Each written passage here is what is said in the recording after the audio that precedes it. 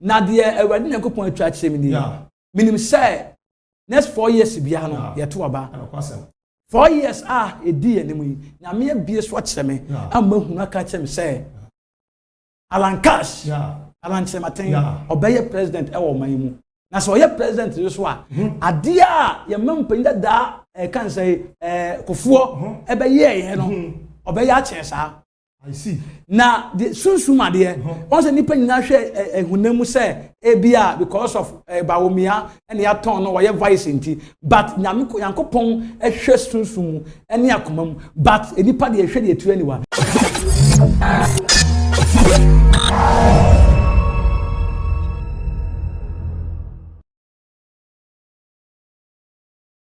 Yo, ahefo ne atiefo mo chichini benche Nyankopɔn hye obi biara mo bi biara so wachi nim sɛ Yesu di mo bi biara ho ye ene nso ye de ototobo nso ase so ne ye di ni ye ye da ho tinkwam ne katema ne bodi ja edi mu ofusane o Yesu di ye obi biara yo ene nso onyamedifo asa abefidie mu ha no a ye friend prophet Obed Asante Kumase Krono asafo da no ye Christ Acceptable Ministry asafo Kumase Krono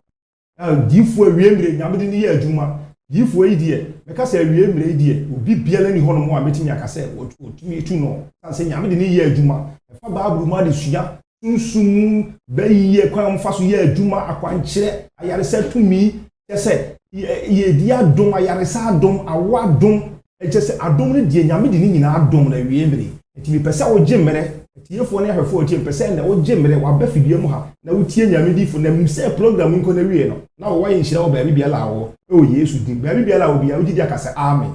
o nyame nhyira obi biala nyamedifo yo ya mu akwa aba yaja na mpacho na sofo ma ne obi a ho ye de Awurade adom obi a ho ye se me gidi samoso mo ye nyame adom de nyame ase so ho ye pa de nyame ase nyamedifo wo ho afa pa o de nyame ase ho afa ya adom oh fine ya adom ya oso Nyankopɔn adom nyame ye adwuma pa nso na bia wo futuo enne kyese wa babu nkyerɛkyerɛ no ye nyina so ye fa de boye bra nyame onhyira wo yo we di ansa na ye bɛko ya asɛm so no ye pese nka wo ne ye bɔ mpae okay na afi no ye start dwumadie no ye mɔ mpae ɔnokɔfo ɛne wawurade a wɔte ase ye da wase ebrei ɛyɛ wadom ne wutumi nti ɛna awurade wo maso so ye te ase ne mogye di afurusane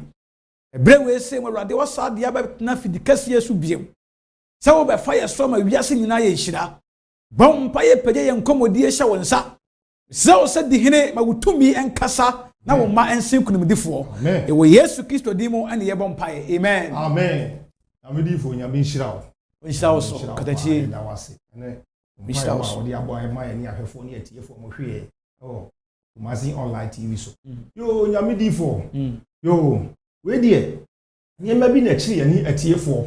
adwene ene nso waba ha yi die se nyamede ni tumi ni nadom awiemre odi adom mo fa Bible ma de sua ani akwanche ni ani so ade hunu die nyankasa de mani ama ba asafo mu hono mo ma de mani ahun bi life nti amanfo timi freme na te se o mu kura di adanse e kire me di sese ya wo hu saa di so ade hunu ni hunu ni nti ase na chenchene ni ma bi na kire ni atiefo adwen ene nso ye pese ya ba wo na ase ya na wa ba figure mu wo kire kire yen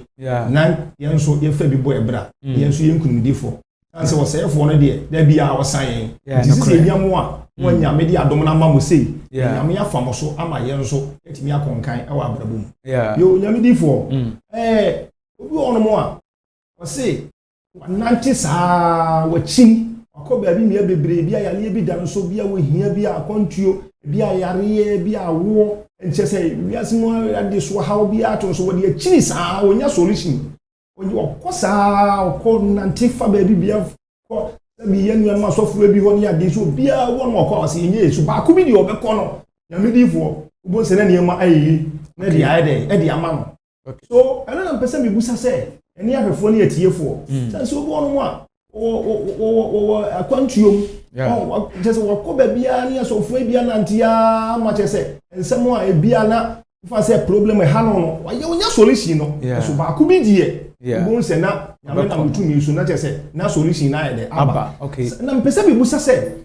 adon no na so ebi die so a na se ni so ade hu na ebi nim enti na basa ana sa adom yo mo ahodo enti na ma basa ena obi ono mo a okọ ne nchen a wonti bi nya solution o se ma bre ma nante sa afi de ma bre afi kura de me nko ba bia bio bo so obekọ ba bi no bo se na niema nyina ye de ayi o nyame di fu bo se na niema nyina start ye de na e konkan ti pese me ni abefo ne tie fu bu sa se ade na ye koso no ya so ofofo no wadi ifo no ebi na nimdie no wo fom anasa adom na eni ho anase adom na bi didi bi achi tie pese wo ba ha ye na kire yen ni abefo ne tie fo mo ye ba ka okay TV so kada tie nyame shirawo amen nyame shirawo pa amen na kamia ka se na nsen yeah Some befia say be our question ubusa no. A very controversial. A very controversial question. Yeah. Anything I was saying I'm so saying ubusa was asem no. Yeah. But minimum say enu say yenkomodie nkwawie no. Na awurade afa me so. Ama wiase ni na ye nhira. Enipa bi a wonte asem a ubusa ye na se no. Enu say yen free afidikesie so. Enko no. Na awurade ama nipa bi a utie yen no. Anase utie odifo asante no na waye nhira. Amen. Yeah. Nyame nhira wo. Amen. Odifo. Wasem na obusa ye no. De tie ni. Yeah. De tie ne se. Minim se wasem a obusa ye no nipa bebrebe ne busa.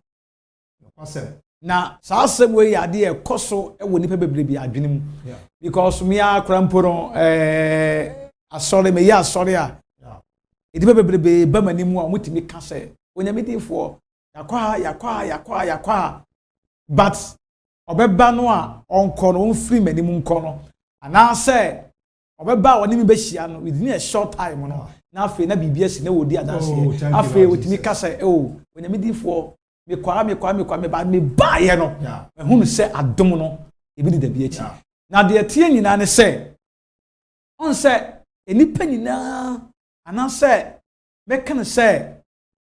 enipa do na adwen kire won say aduma chede eyepe yeah ana say ofre adwuma eyepe yeah ana say e kan say tumi anya media ma ne ma no eyepe yeah ana nwosra eyepe but ene me kan pay say nwosra ne adom tumi ni wofra anya media frɛ ne ma no enyepe difference ewom yes difference wom amen kire wade Wahu mensa mehu ensatia mensatia we eyepe acho de bi nyamedifo on se ebi wa che bi ene kwasem ebi etia che bi ene kwasem ebi eketo che bi yeah na adom no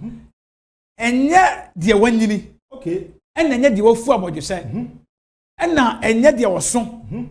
ena enye de owosika yeah na emom no nyankopon timi frɛ nipa bia de na dom ne tumi kɛse to no so sɛ ɔnfa me di dwuma bi wɔ asase we sei so okay na me bekyirem akɔdi okay na nipa bia wo tie mi na wo hwɛ mi no obɛyɛ nhyira amen na de tie ne sɛ adom akyɛde egu ahodoɔ okay gifts are different okay grace gifts are not equal adom akyɛde egu ahodoɔ na ɛnya pɛ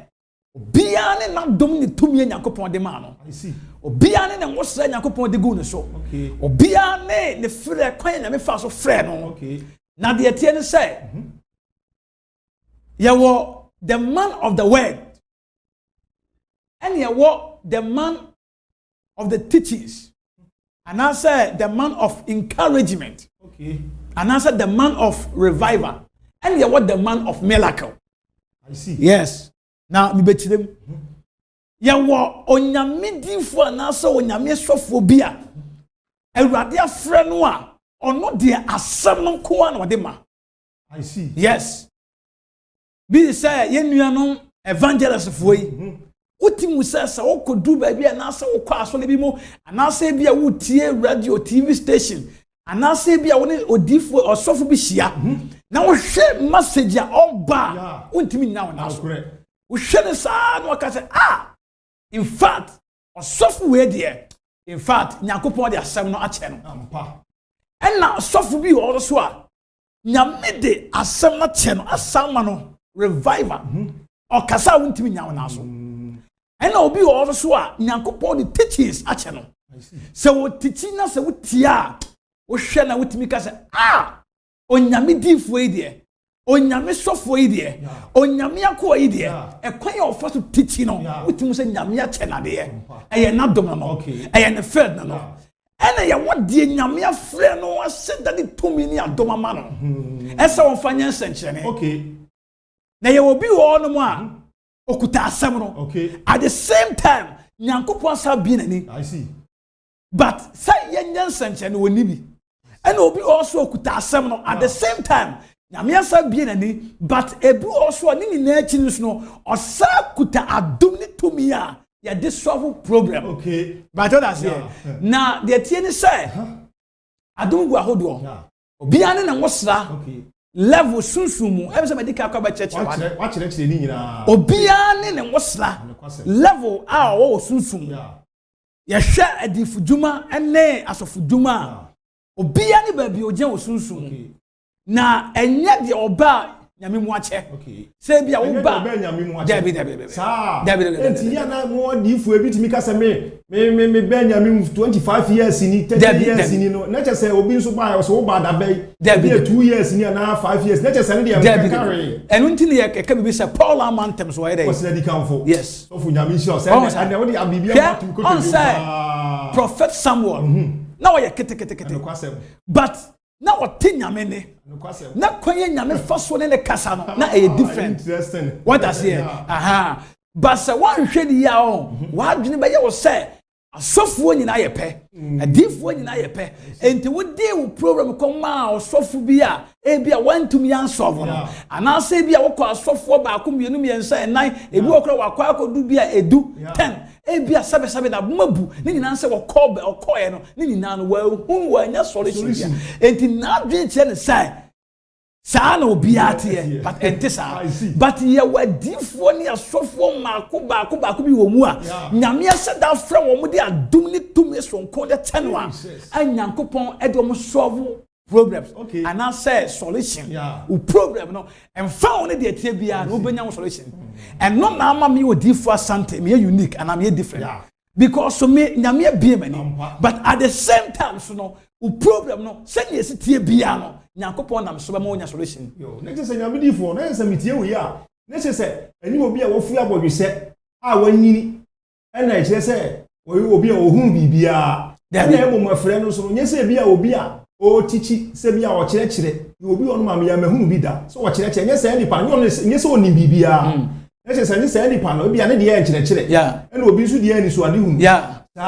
na ma me nkire mu yenko bible ne yenhwa de also sa mistake we say bi na yani yankase sofu kase ana say yani yankase papa akose wu a oye mistake bi because me kai say Jesus all days na me so kakra na fe na nyankopon afre ana sa fe na yeba na ye nimu hwe na adom no na entis yesu se na ne ya ai gidigidi no na de ya jawu na wo hwe a se ukoto no macro ana se ebi a ukọ ketia adum ana se kan say ukoto no baabi suame eni baabi na se oprichia o preach ya kan sembia to stand say so you odifo na se wo hye nkoma wo mfra urade o kasa ya to stand say odifo bia kra ni wo afi o kasa ya kodu ba bi say empo na asofo hye suit akase ne enene na se ka kra ko ba mo kra empo no ye hye mpaboa akase apaboa tente na se oil yi kra wo yusu mpo no ano dia me amiti enso hwe enesa wo hwe akosie wo message wotimi hu say opese wo hye nkompa ba wontimi ena ade ba ko ade bia wo kasa tia no unya what I say na ade ba ko ne say asofo mpanimfo no me say metimi akase just omo ye hypocrite omo ye nyatwon because enam say okuta word no okuta a revival and encouragement I can say gift no now preaching na o encourage and now say asem no kuta no na wetimi kan asem na ma wura wo ne no na woni prophetic because of na o madwe o say enya no fail na o madwe o say se okuta asem no a like I was say wunya saa de nka ho enti se wa nya de a kyerese ni ho enti ade bi ani pa expert na wo hwe na wa nya no na adwen yen sa de ni ho wala se enti no okasa tia enti no enya kwese wa nko a ya wa sofo akasi bebrebe wo man we mu ni wiase we ma o ma kasa tia ama enne no o mu pese na nka o mu mistake o mu yede o mu nanso so no what I say na my uncle Bible I hwa de bi so okay Romans chapter 12 okay verse number 6 going now and answer coming down now o can send you all Paul say o kasafa I can say great gift difference what I say what I say differences of the gift now I say adom no tio we say yewo adom na adom na yewo say yewo adom ahodo we say obia ne nadom yewo adom achede ahodo an say I can say sonko sonko we say na obi die ni eyewei obi nsuso adie eyewei na oche mu akodu say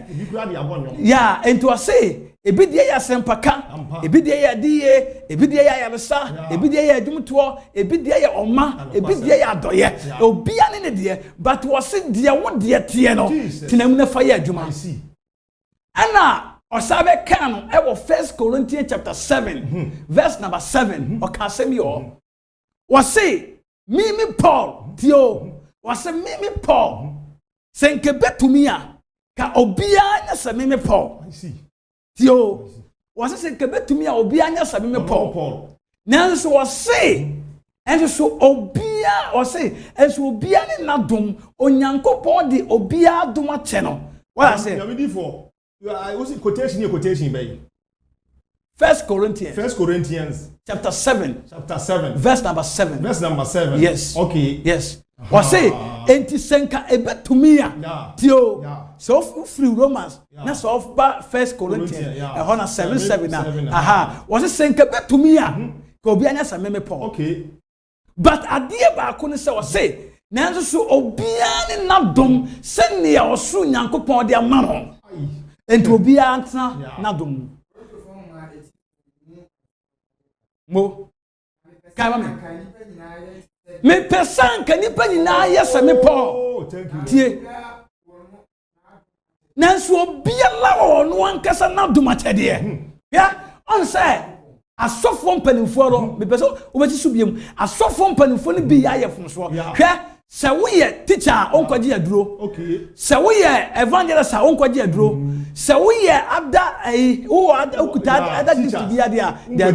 but se wo okuta prophetic gift ya fader and now say like I can say okuta adie ene nkom sha dom dia asa wo ye odi for dia na sabe ya jaje wrong and asa wo de nchini bi and asa wo ye libi sa yi ade enso mi kura mi hunu nchini o bible mu nyina say because of only sadie no sisuma me ne hwe anka me pesa enipa nyina sa me Paul nanso so anya ye fi so bia ba wona dom de ai atede ai free onyankopon me da se kai Ephesians ya me say pastor wo boa me ho Ephesians chapter 4 verse number 7 kai ne hwa de bi ho Ephesians 4:7 obia ne na dom sale nyankopon ye dey e di ama no enti wo wa dom nko me nso ma dom nko hwe enwosra gu ahodo ma me nkyira wade e bia wo nwosra gu so no e bia e tablespoon ene de susuma ho e bia na me nwosra egu mi so no e bia na me de e jelly kind anam kure obi wo no ma ne de e bia ye boketwa on se ma dika beka obia nadom enti wa dom ye tablespoon na me ma dom ye dos e je ka no me pa cho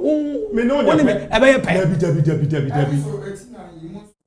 kai ba mi Ephesians adoma chede wasi na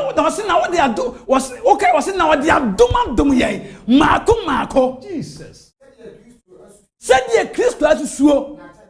na chade amano eye measure eye scale yeah obia ne na chade eye scale And you want to mean for diphobia now so for me to tell you. I see. I'm before. Oh, be when I said dear was as we say so. Nyankopon ediamano. I'm before. When you want some win, I could be me. A so. On say, I do much idea now. Okay. Me call Sofu Joseph Penkra. Okay. Ya no preach you hello. Okay. Me call na Safu me call na sorry. Okay. Na nyamidi for. Me ko wura honom na o preaching no. Me ankasa me su kiada no. Yeah. Ono ba na was here gube. Ono obusa am sade na me su sam say. Sofu if you see a me am metie preaching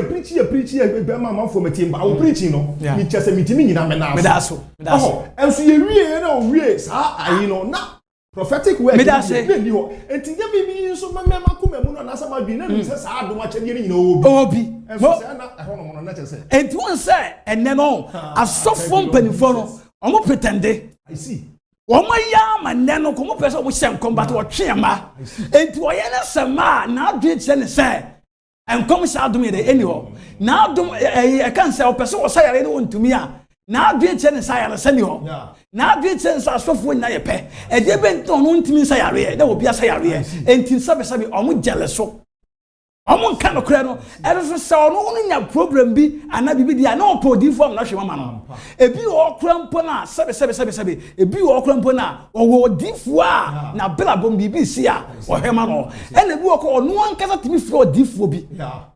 ana so difu se ne nkoma no won de na ya ne de se o difu bi ye bibi na ya ne de but na adwen che ne se adom no gua hodo obi o kuta asam no ba se ye nyen sanchene oni bi okuta asam no ba se yen sa yare woni bi okuta asam no ba se yen shan kon woni bi enti obia ne nadom na me sa be kire we se ya obi ho no ma on say medical kan say adoma chede no adifo gu ahodo ye betimi ayi adifo be 9 ejina ho ana adifo be 10 but obia ne susum level wogina ye betimi ayi asofo a omo sayare be 10 gina ho omo nyina ya asofo omo sayare o omo kuta healing gift but obi ne sunsun ba bi oduru na de tie ne say enwosa no obi chei bi ebi de kon kan chei bi de o ka se obi ono ma ne de ye one teaspoon obi so de bi a jerrycan mo enti bi ono mo a ni na dum ni tumi ni pempen so a waduru wo sunsun no otimi solve problems ankese I see problems akese bia bebia no obesolve na me kesi na me ni bonyam se me danyame asefa mabrabo because problem bebia no ya me di for me say everything Nyankopon to me e wose kasa me busa wo say nyese me busa wo say me maba wasafo muda ama maba be hwa ade na sa adom a wo kan nyina no ayare sa adom baaburu mu nkyira kyire o ene ani so ade hu a wo nyame sa ade yema ni na wunim ena me kire say na buru ma be nti ase yeso obia ne fle kwan ye fa so nyame frɛ no because wo no me ba ho no me hunu bi kye say ba ru ma di sua ne se de wusi etuefo ne se de odi ba bo no kyire ena wo wie ye no so no di so ade hunu anyame nam so bie wani ene bia obi ano yale ne obi ano peba me ya di mani hunu bi nyese obi e wo de bia mani ya ga ni nyina ne say eno na efficiency na come Paul say ka obi anya say no because no ya apostle but na efa edi enkomsha na say fa adum bi wo ha owo bi but enye e kan say in office but what say enti no onu ankasa prove say ne wadum tie no fa ye adwuma eno na efficiency be ka say eye measure ne Kristo azufu ama no enti obi ne nadom enti no se wo kuta asam no na se obi susu kuta enkom shadom anansa ayere sadom a menjelo so no menka say ebia ofinyame because Nyankopon wetimi efre obi nde na wo de 2 million adom a enipa anyine he so kai efficient 350 a wo se wo no otimi ye ma na buru de ebusan de susuo so so what I say enti Onyankopon ekwan ye ofaso ye ne niema no eni ntiase na memo wa kai Second Kings, Second Kings, mommy. 2 Kings chapter 2, verse number 1 in corner. Would you carry any entity? 2 Kings chapter 2, verse number 1 coming down. Yeah. I'm saying no busa assembly. Let me busa assembly. ya o kana atwema dwena si bibi so you have footballers kura na omugina park ni so no yeah oh dia me kire no obi an position ya dey obo yeah and obi onu ma we dey go pa eso ka tell so onko bo ball la o dey ontimi mo and obi on so me mahu obi a we dey go pa eso sa di eni bo so wo kire ma me yakosi se adoma chede no e ade a e obi an ne de obi an ne de se na me susu na chese mitini ya e ma diifo bi na asofo bi nkoka se we akola we de obada be na me no ma ya dwuma be 40 years chese ono de onum se nkora we abedo obi no I see eno de atwam eno na asofo mpanimfo na ehunu enne ama nsola dɔso no I see because of se wo wura nsola kese me mpese me bɔ asoro bi adin na se wo no wo young boy wo young girl anafe na wo ba na se wadom nyame ache wadom tumi bi eso na wotimi di ye miracle na wotimi di shankom na wotimi di ye ndie ma bi a wo da so a ya asofo mpanimfo ni brew identify say wo mo pese wo mo na ye etu wo mo ntimi nye na so mo kuta word ne nko a na wo ni brew enti bebrebe gera so mpo say edwene say bi kwa say kwa wa ofrem ana akogye duru identify mo because pese wo nan ka ye I see but na adwen chene say obia na de frɛ na adwen chene say ebia ono no frɛ no eye word ne nko a but we say the nyame frɛ ne say wo hwɛ wo sunsun hintasɛm bi enti maye ma ne kwan ne ye no nya adwuma no na de nyame password ne ye no ontimi fa ne nya dabi na emamu no wo bo say ye de ye brewase ye keka ho nsɛm ebi kura timi ya ma nyame anwa kɔ etimi tutia wo asɔfo o eno yes and they are disabled and you pass some when I'm some of the and soon you are doing a jumon yamono soon you are doing a jumon yamifino and then the baby as soon as baby ayina and yeah and to me say no me or differ something me shani pa na me tie ni pa sam na mo dia osu nyame aka asame na dia opese odi me duru no eno na me hwe na me ye nyame di fo nyame nhira o kai me yankwa ade 2 Kings chapter 2 verse number 1 going and as a coming down was in the radili before Elia ti odi for Elia oh Elijah na bofra ne Elisha and na ebras se obeko na yenti asem ye si ye na yenhwe difference of the gift na yenhwe na awurade befa Elia hunu mu makọ soro no na Elia ni Elisa enenam na mu free Gega if go Gega no motie eto mu free Gega ekohen bete na Elia catch Elisa o mu free ekohen ka aha bete mo aha na Elia catch Elisa say yeah tina ha na Awurade asum bete yenko na Elisa ka say say Awurade ti ase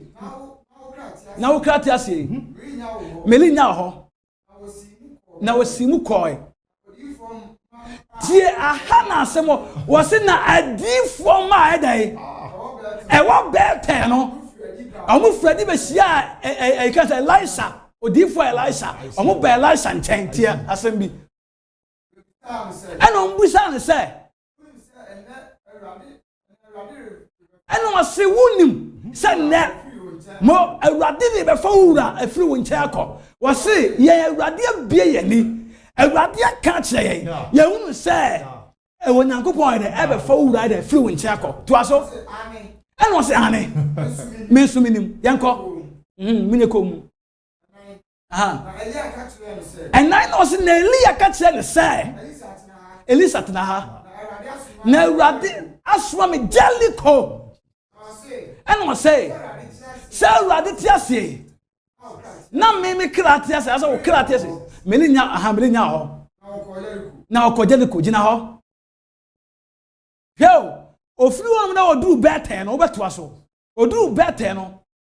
ofiri won na oduru bete no Bible say adifo ma wo bete dio na adifu ku wo bete adifo bebe wo bete o na omo ba be share ne nkom e ka de be si kire no tie ene ofuro ko Jericho na oduru Jericho no so no ya hwe de si ye to aso na adifo ma wo Jericho no omo ba Elisha nchen e be ka kire ne say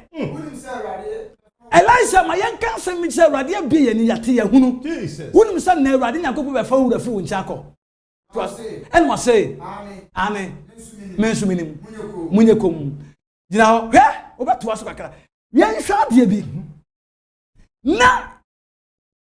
emela na Onyankopɔn ebefa Elia akono. On say ufri gega eko bete no ni nyina wo kwan ba akoso kwan wa enti ufri bete eko e kan say Jericho so kwan wa but yen hwa de bi na difo wo bete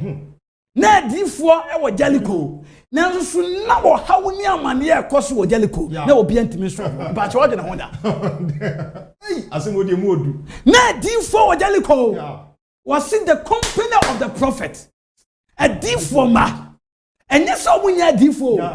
obi won ma wo tie me obeka say bia me de me promo kwada wo difo me de kwam enti bi kra wonye difo ana bia ya azan da bi enti sa na emom de kyere say adifo dwuma gu ahodo adum gu ahodo nyame friend all right what the adum to me man all right but the tie say ye wa difo ehye kon kan ho nsam ba say ye solve problem me ba che wontumi oni ho adom oni ho akade oni ho akwankyere say ye so problem no ye de na chiwade ye ka no sunsum ye wuram ni ahade tie na ye solve no oni bi enti won hwe ni abeka say makwa enti adifo nyan ba ako enti sa da amidifo amisha je ohome obeto aso wo kakra ohome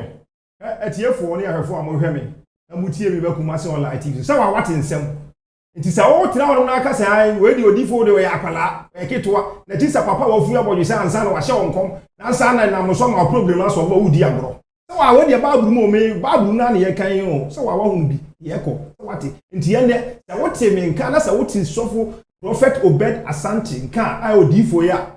me se frɛ no screen so hwɛ la normal lebu so o how be like that so say ya resa say o yale say o pa wo say ya control say o sika sem wo kro ya adwuma kokora na de sika sem kokora na enkoye anase entua ne ka wo ba bi owo frɛ no ne nyame be fa no so ama wo ye hira nyame di fo me musa sa yi we si ansa na wato sa yi kura enti so ahu be hia sen ka me ni hu say enka ye papa no no madi kan no a me fa sen ka o mu wo no sen na mu nkula we de mo ba da ben na mu de mo no nkula we de mo ba da ben na nansia na wo ba na wo de oba be jamdwuma ye adwuma cha no e che se enka hu hia kura se enko mbe ka sa ansem no na emom no amsa musa sen ka hu be hia se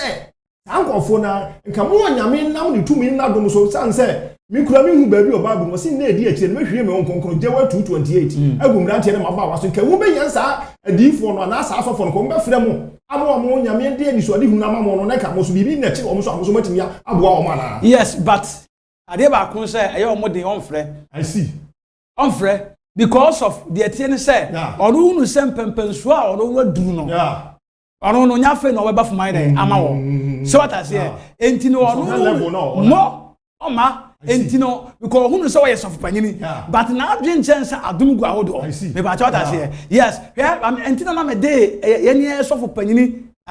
so for kwese eye phantom on say edurumre bi o ka say asore ai osofu kra wa so dan kra nye because yesu ba ye no onante no e so na we see asore that also be 9 years enum me bo a and na we say code so so for say code nye so for say papa tete nye me bo a ka ko akure bottle mo e so na na say na last 2 weeks na say na obi kan social media e say ko the fee na kwai de ka me bo a me hu no kan ko last see VAT no me da say etitie mo editie hwe on say asofo mpanimfo no bi enta me ka say ono de na asa amanfo ka enti na me ka ba me person e ka asofo panim bia ba obiadi ba asofo mpanimfo no bia ye mistake but wo like say wo mistake like wo sabo o machi no wo be ka say no edi do mu ja no mu gina enti ma me ka sem bi say adwuma asofu DNA adifu dwuma no egu ahodo obia ne nadom enti obi wo no ma hwe obetu so hia no na so ko na sori a ana so nimiti aso ofre no ho obetumi ase wonkom firi wuti so kosi wu na ase empo sabe mesemeka wa mo ase empo o ase empo yes be o panty na say be o way say o support sabe obetumi abodi aka kire wo na so say wo problem wo so ano no woni ho adom enu nti ebi na na ekoso e wo beta ni Jericho enu nti na di fogu ho me say na adifo gu ho omo hu Elisha no omo hu na omo call ne nchen omo kan de ebesi nyina kire Elisha odifo Elisha na ye no kore so esi Jordan ye jawo Nyankopon amfa Elijah anko ofa ne koe but na wo hawo ne amane ye koso Bible say na Jericho kru ni yare ensu ye wo mu yare obi no anu wapon o hawo ne amane ye o mu su di awreho but se wo so ano sebe wo mu ye bibi no no mu ni ho adom ni ho akade but e ban kom se dia ene ye wo boa e ban so de hu dia ene ye wo boa enti ye wadifo bi ho a otimi se nkom ho ade ko akiri na me afro all right but ni adom a ye de solve problem and now say ye de more be solution to any problem but that say and now say conscious nyame nche no say direction oni bi I see and it's akrofo no bebrebe kasatia say nyame di fo no say problem bi wo kran kokoro eto wa oh bi wo otimi kasa mabon pa yes ah bre enye bi say enye bibia na enye bibia na enye ya kwanche na say di gu kwa mu okay me pa chawo kai second king wa 2 no verse number 19 yan hwa de bi ho verse number 19 yan hwa de bi ho ele nyame di fo na wa charge pa yan hwa de bi ho obia ne nam de tumi nyame de ama no obia ne wo sra Nyankopon de ama no sunsun obia ne de ogina enti adifudwuma nya sofudwuma no enye pe ensunsun ya dem enti na adifo wo bete adifo wo Jericho enso na wo haw ne amane problems na ekoso on the side onyame difo Elisha wakoji tumi ni adom ne wo sakese na wodi wura krom honom ne Nyankopon na hwese sa tem ni mu no na wo difo Elisha ya kra o I see na difo da no ya kra na mpanifo wo ho but adom ni ba no so aro ba yen senche ne yan hwa de kai ma me yes Bible similar ye fa Onyankopon ye ka say akwa Elijah e ko so pe na wo ba no okodu Jericho no because na chi ba omuko Jordan yeja ene wo funa chi ba eti wo mu twa ye omudu Jericho no wo muduru wa pe ena BBC ye e de see ye wasinna kromo Jericho fu na botwi eba odifo Elisha nchen be ka che say Elisha hwe kroye wa wonim kroye da bi efe hwe obi tie me ne ho fe wo ani monyam bibia na so enema bi koso obetumi afre me I see obetumi afre sane wura hu nanso ensu e da kromu nye asase no so awu ayare apro ene wo say wase mumle ma yo for Newport yo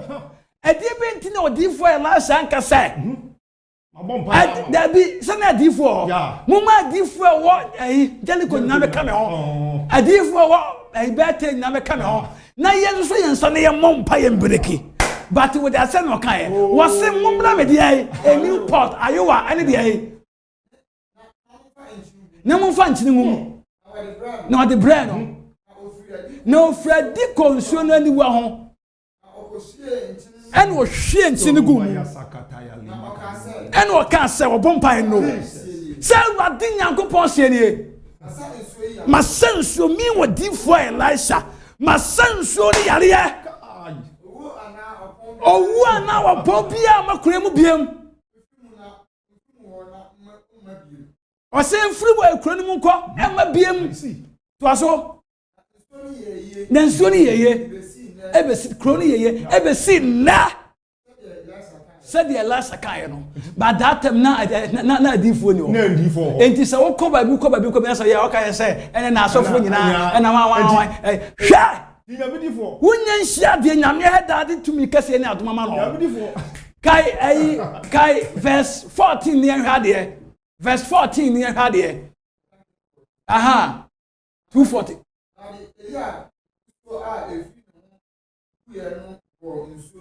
wasin na wade Elia ngusuo no ai fi na ugu ye no ofa e tumi kase no odi bonsu no ba to aso mo mo ahane ha Jesus etwai mo to aso wase na difo ma wo Jericho won tenten so na because emra na de yakos na no mo ha bibi no mo woche aha to aso Ehu no. And what can say tie? Eni a wo be see Elisha so. Lord Jesus. Now no be because I say, here's okay. Bible English ni kwada was say. Now can say adum kase. What I say? I was say can say or say great anointing. Riches, yeah. What I say? And answer impartation come upon Elisha.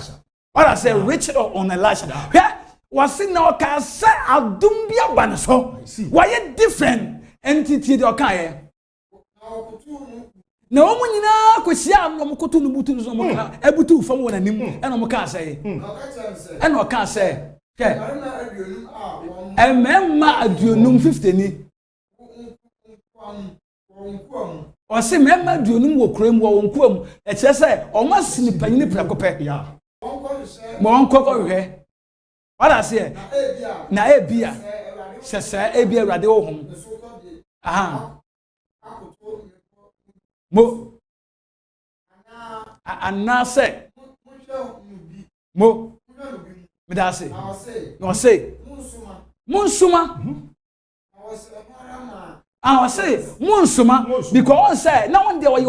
because who the SCBA. It was Casa Derby. Obi ona say bia sabi obetu kwan na so okache sa kontia wo kose na besi ana wore kose na besi a what they say enti neno adifo ya de nyansa na shankom ni se mi nyansa na shankom obi wo no so difo na wo nka ni pay na me ma me na ya kan me nyesa obeham ya ha me nka because who compare on one akuru be mo nya problem me ntisa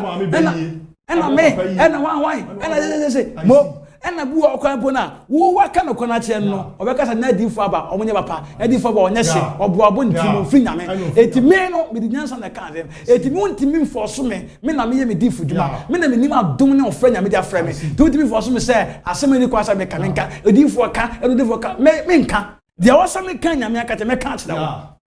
me difo you are home na me musa sa question na che say yes say ye hwe me de Bible no ka kire a eni ahwefo ne atiefo a na che say masofu bi entina ho no mo nka say eni ekura mpokura ne yemfa enkyene ana se oyele ekura mpokura anya akwa nkyere na che sankofo no na say me no o ma Bible na me kura mate ya say sankofo no ye putu o mo wrong and dey atwam say ya prasem so for the echo yes o and then me say and me che say and ye di nkuto and ye di oyele and ye di saya ne and me che say eye nimde I see just lose that level no mo where obi on no where so panin all right okuta asem all right but o pretende onimpa and bi also on panim de ne hunu what I say and ntitam bia no o nya akotasi ba ko meni mensa na de opa bia na woka but e ko dru point bia no hunu say o ya mistake and that make us asofo bia mistake but and de o mo kasa ti aye no and no mo wura mu entihia medical can say yeah what the three types of direction I see yeah what direction of men say nipa kwanche nipa na ebu ni timat say we be say and you betima afabu also betimi de hawa belawo ebu also betima ye yama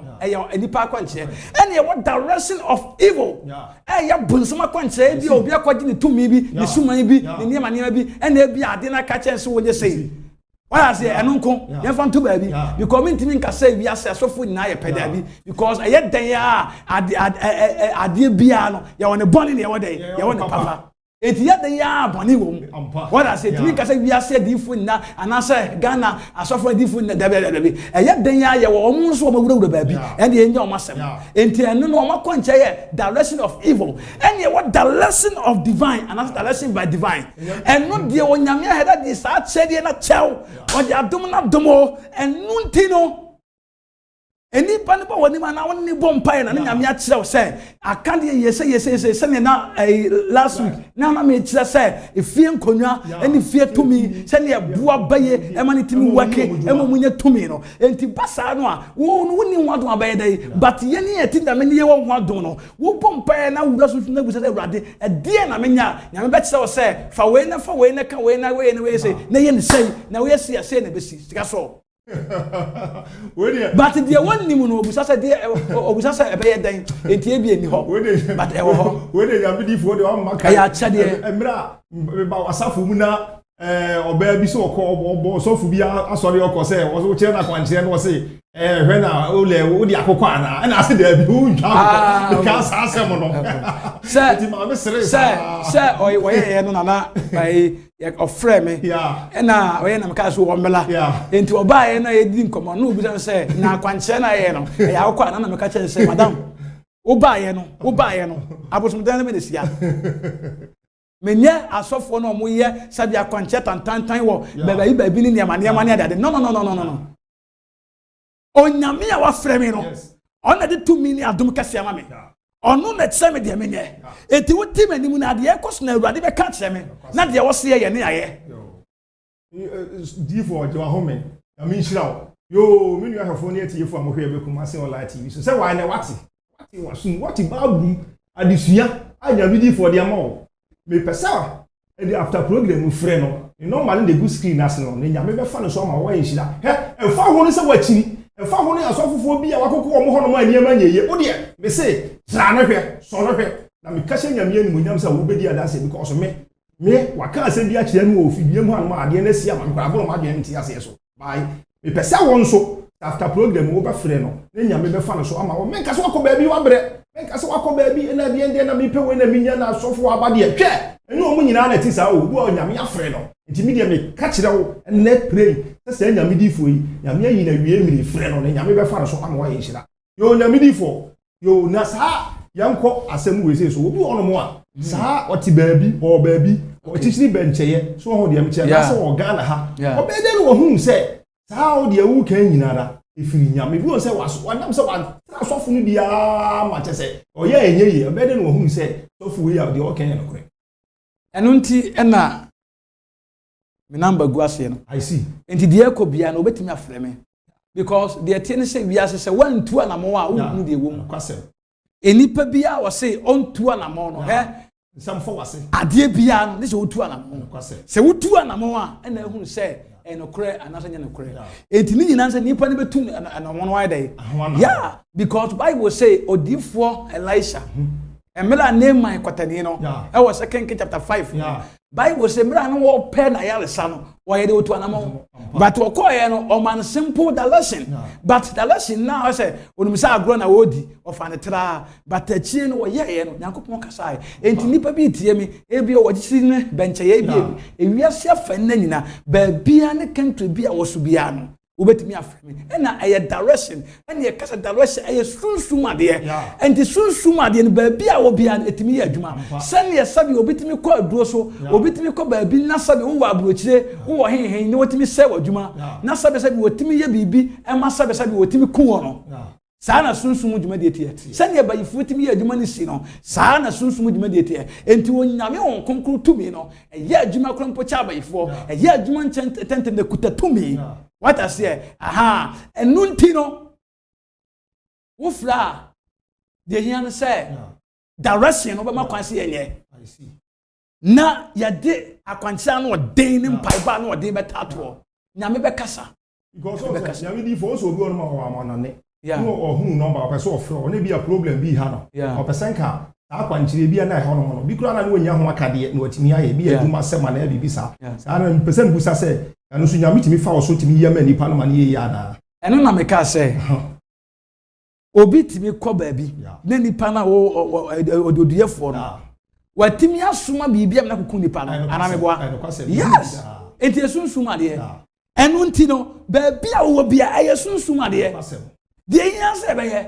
what I say yes enti ne de aye ikura easy kura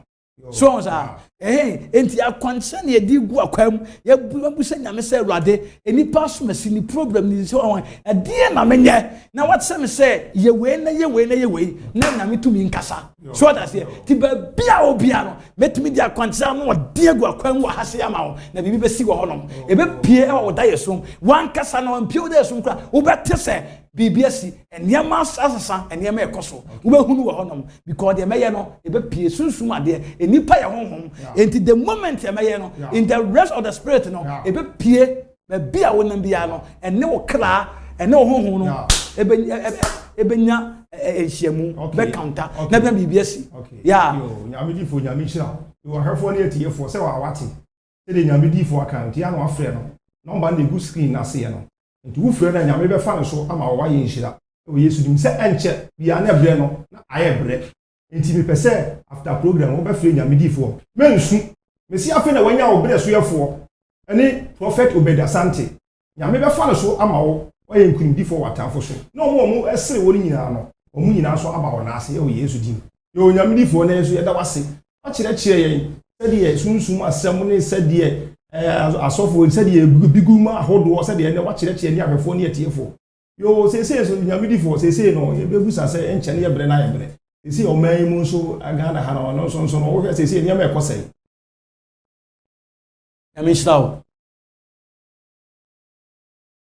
nyamishraw pa na on say Bible say Oman no enko so mu ne yeso be koso oman ne ye di be so be di ye se oman na sumdue o man nya sumdue so be nya sumdue enti no obi a wo ye nyame nipa na odifo bia wo sa wo bompa ya wo kai oman ya wom ana sa oman Ghana impo no including wiase nyina ti metam bia na me ko me nkodo de me kai oman we se nyame ema oman we se no emfa na nkunum die ni so oman we se Awurade nkasa na eniama ye de entimi nkoye na emela me bompaye na me wasus na me bompaye ma o ma Awurade ka asem bi kire me on say medical abaase abe ka se o ma mpanyini Ekufuado amamuo no on say medical abe ka bibi se wan hwe ye no ama asofo amompaye last kind of first 4 years no be better than the last 4 years. So I say, we can as see a few, but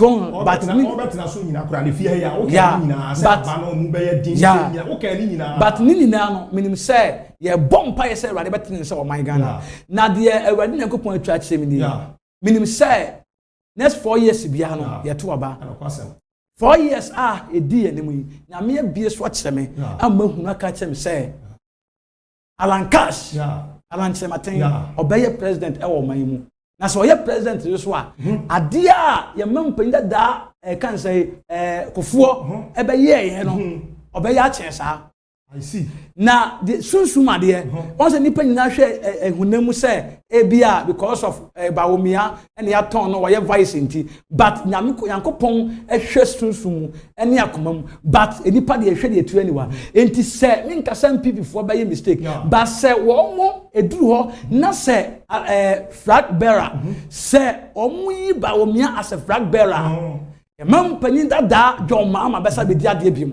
Sunsum de me hu ne no. Ba se wo mo de Alan Cash, Alan Chematen ko de Chematen e be ye flag bearer ma MPP party na be bi on bia wo mo ntem ye. On be e kan sa MPP party be sa power na Alan Cash be ba. Ne mu be ye den pa ama hwe kra be ko run off. Na so stay sunsum no e hu se favor allocate Alan Cash. Etimeti aka no pensa 2024 Alan Cash, Alan Chematen will become a next president in this country. Yamidi for so the obi bebusa say they say the same about to na ya nka mo di fu ka na mo share nkom no this say so say nyanduru so na eno de ebesi there na but empire me bo